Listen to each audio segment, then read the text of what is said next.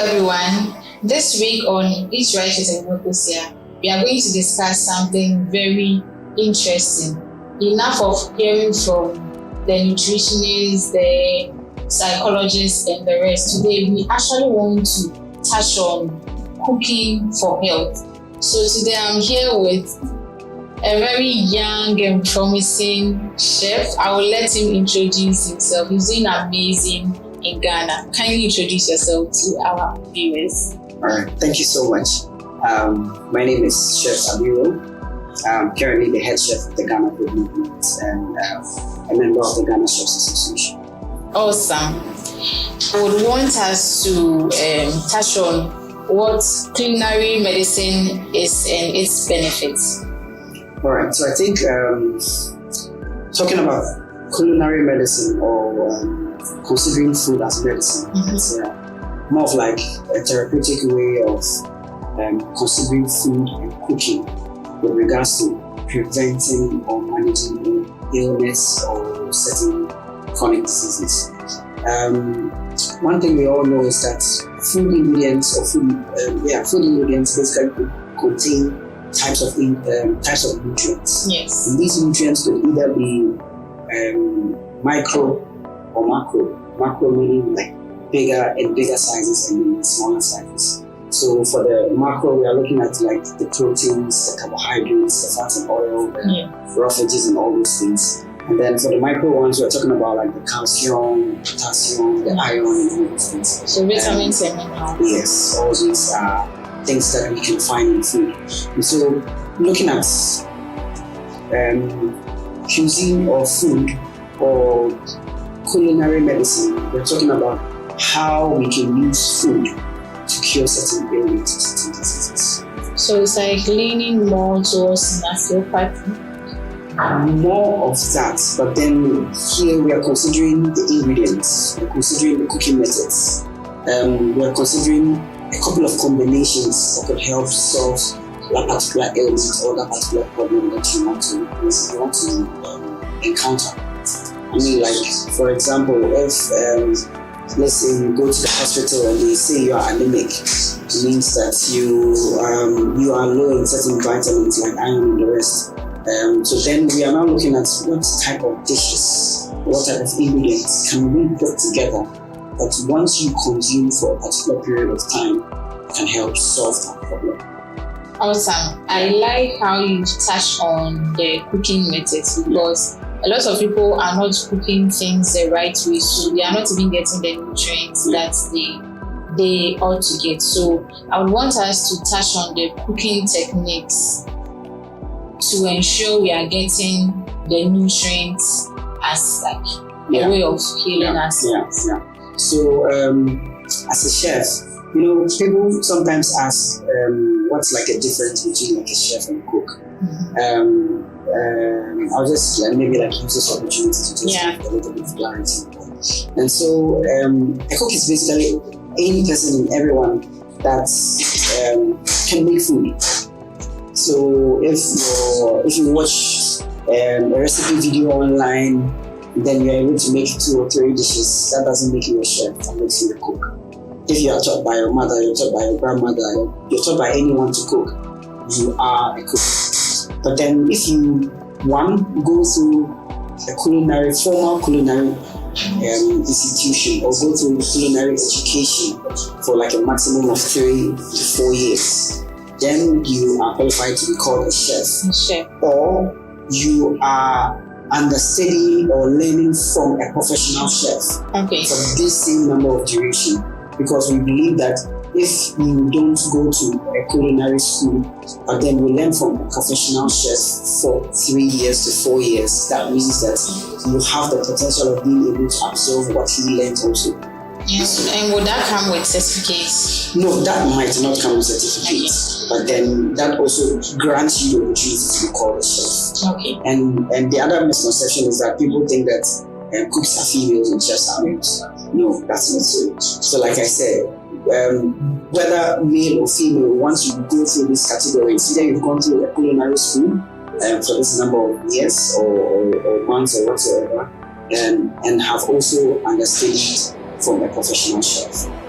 The reason why I'm touching on this is because in your journey of being a chef or in culinary school or understanding a professional chef, you learn the art of food, the science of food. Yeah. So as a chef, you should be able to know the compositions of every food ingredient. Like I was saying, for example, carbohydrates. If you take carbohydrates, you should be able to know at what temperature does it cook. Mm-hmm. When heat is applied, how does it behave? Does it expand? Does it reduce? A clear example is for starchy food. When heat is applied together with water, it expands. Yeah. For proteins, when heat is applied, it shrinks. And so knowing all these things help you be able to use the particular ingredients the right way. If we talk about vitamins and nutrients, for example, we have something we call water-soluble vitamins. This means that these are vitamins that dissolve in water. And then we have fat-soluble vitamins, meaning that these are the vitamins that dissolve in fat. So for example, vitamin B and C are water-soluble vitamins, meaning that if you boil them, they're going to enter into the water. And so if you don't use the water after boiling whatever you're boiling in there, you've lost everything that is in that particular ingredient. Ingredients that possess vitamin A, E, K, and the rest, D, and the rest are fat-soluble vitamins, meaning that they dissolve in fat. And so if you end up frying these ingredients let's say deep frying method, at the end of the day, all the nutrients in these ingredients are going to be left in the oil. If you don't use the oil, it means you've lost out. And so these are some of the things that you need to consider in deciding the right cooking methods to use. So for example, if what we need to cook has vitamin B and vitamin C, it means that boiling it and you not going to use the water will mean you losing out on it. So let's say instead of boiling it, you then either steam. Yeah, steaming. What people know as steaming is not really what they think steaming is. So people interchange sweating for steaming. Mm-hmm. So sweating is you using a little amount of water to cook a piece of meat, vegetable, or something in a pan. That's what literally people do to meat before they continue. And we call that steaming. That is sweating. Yeah. Steaming is you making use of mostly the vapor to cook the food. Like a chicken. So if you are not cooking the meat like a chicken, you are not steaming it.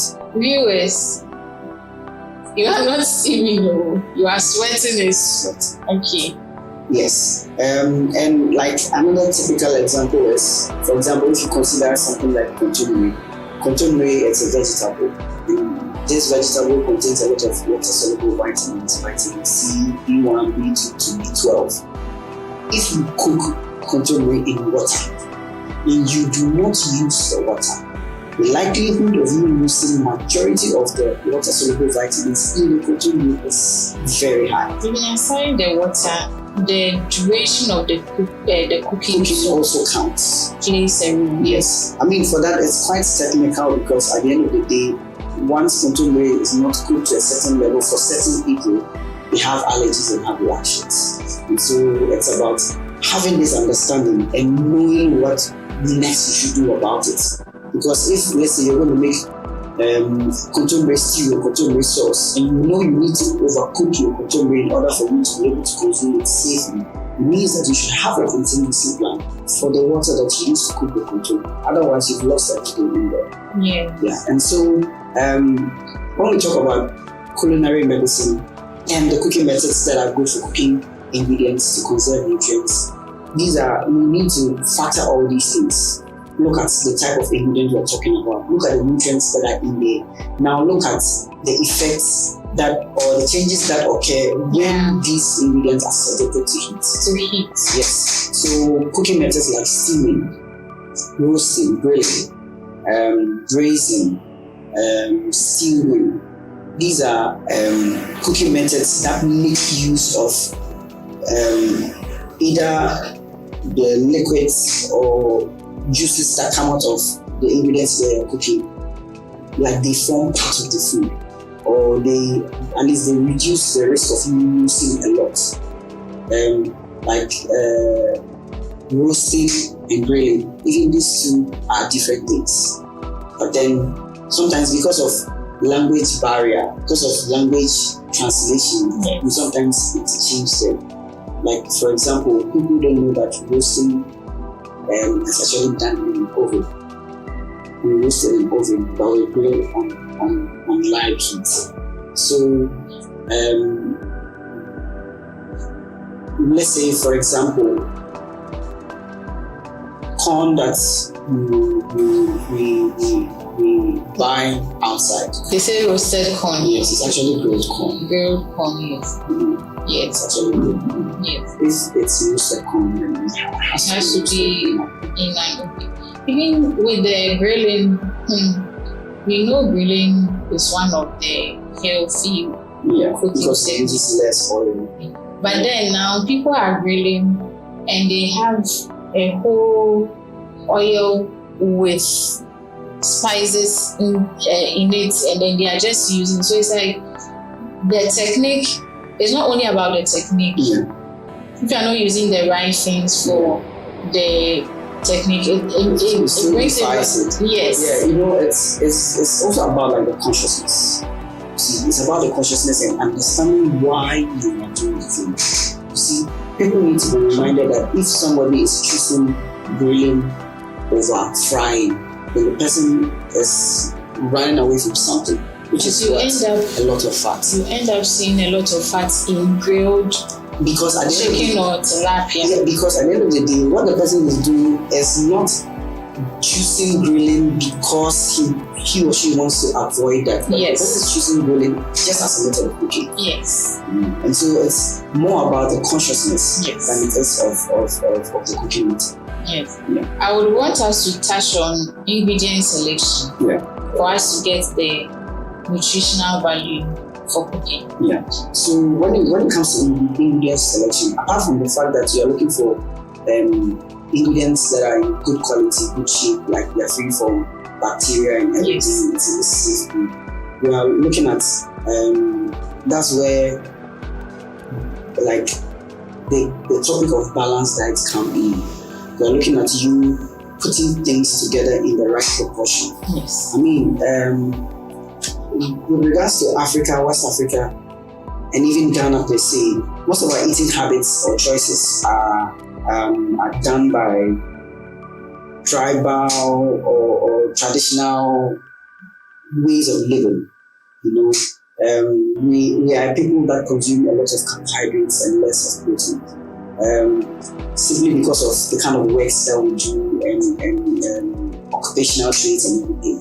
But we are getting to the point in life where our eating shouldn't be because of where we come from, and also have in mind the nutritional composition of every ingredient. And so we always need to plan your diet around the nutritional balanced diet cycle, where there should be protein, where there should be carbohydrates, where there should be vitamins, fat and oil, raw veggies. And so in planning our diets with regards to culinary medicine, we are looking at you making sure that that bowl of food that you're about to consume has elements of all these things. All these. Even if it's not a bowl of it, but at least throughout the day, the things you are eating should be able to come together to give required dietary allowance. Yes, in mind.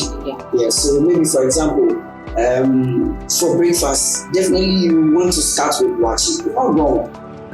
Yeah, I like it. Yeah, because we are Ghanaians, and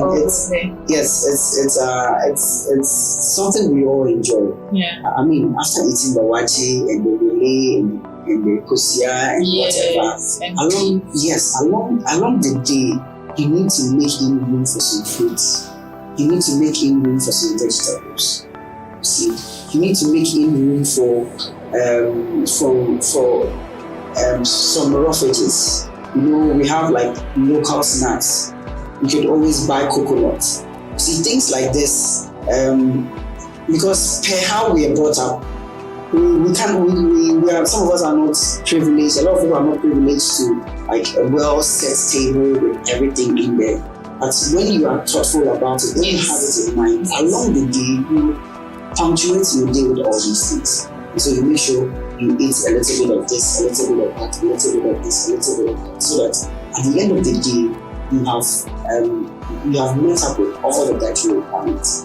And also, if you have the opportunity of always being able to plan like a good diet, like a good menu for your home, have it in mind that there should be a certain level of protein, there should be a certain level of carbohydrates, there should be a certain level of like vitamins, fat and oil.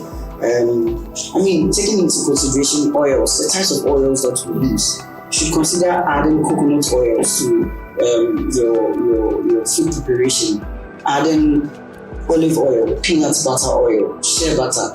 I come from Northern Ghana, so we use shea butter to cook. And these oils also have like a lot of vitamins and nutrients that are good for the body and can help cure that ailment that maybe someone is fighting with or that is challenging the person. And so we need to make sure or consciously plan our diets based on the balanced diet requirements. You know that every year the Ministry of Food and Agri has like a balanced diet requirement, but nobody talks about it. Yes, they released a requirement for this year somewhere between March and April. And one thing I realized was that when they released it, because I find myself in a food organization, I got in touch. I had the PDF, I went through it, I read everything. But through the news, social media, nobody's talking about it. These are not things that sells. People like to talk about things that would let them have their views. It's very sad that when it comes to nutrition, people don't really take it serious. Yeah, and it's it's a notion that we need to change. Yeah.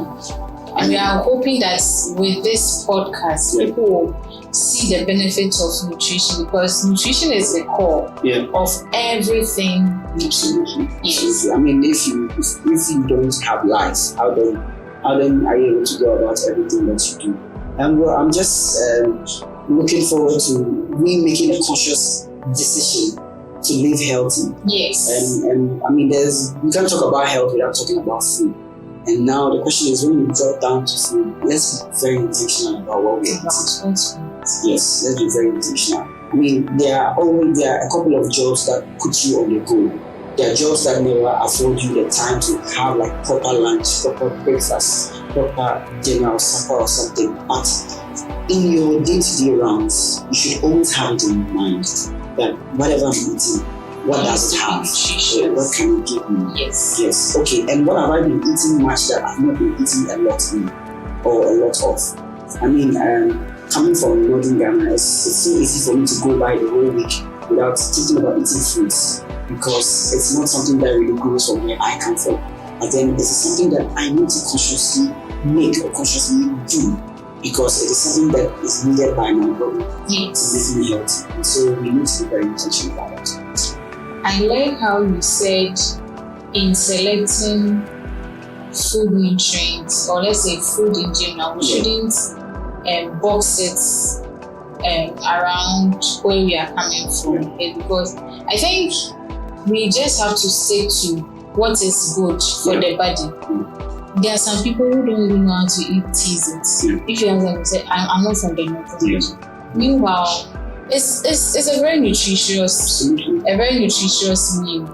remember I tried was it wasa? Yeah, wasa. Yes, and I was like, okay, so so this is there. How come we are not hearing more of this? No, that's it. It's because people tend to close their eyes and minds to a lot of good things in this world.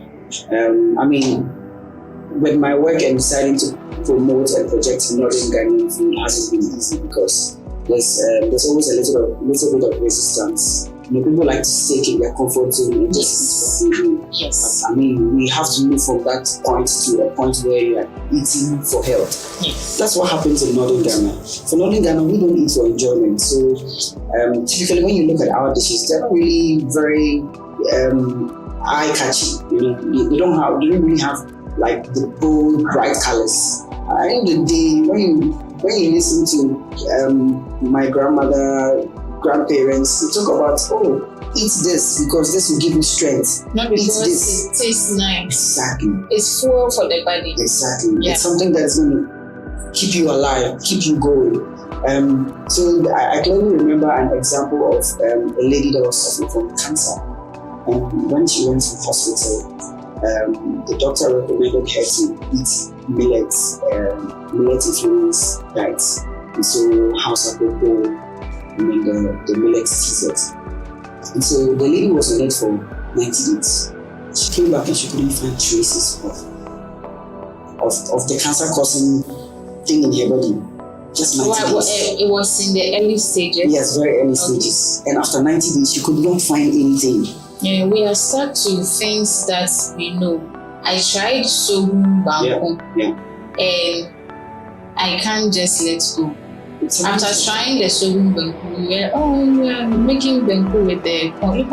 We should try to explore. Yeah. Another thing that I want to draw our attention to is the fact that for you to be able to select food nutrients to get the nutritional value, I think where you stay, you have to do a market survey. Yes.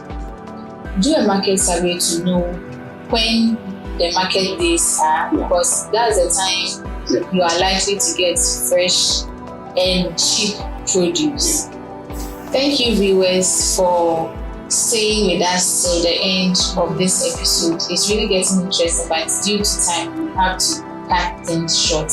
We will have Chef on another episode to discuss interesting topics in light to what we've already started. Thank you very much for having us. Please tell others to be watching us. Let them subscribe, share with other people because we are trying to let all of you know the benefits of nutrition in our lives. It has been Eat Right with Culinary Medicine.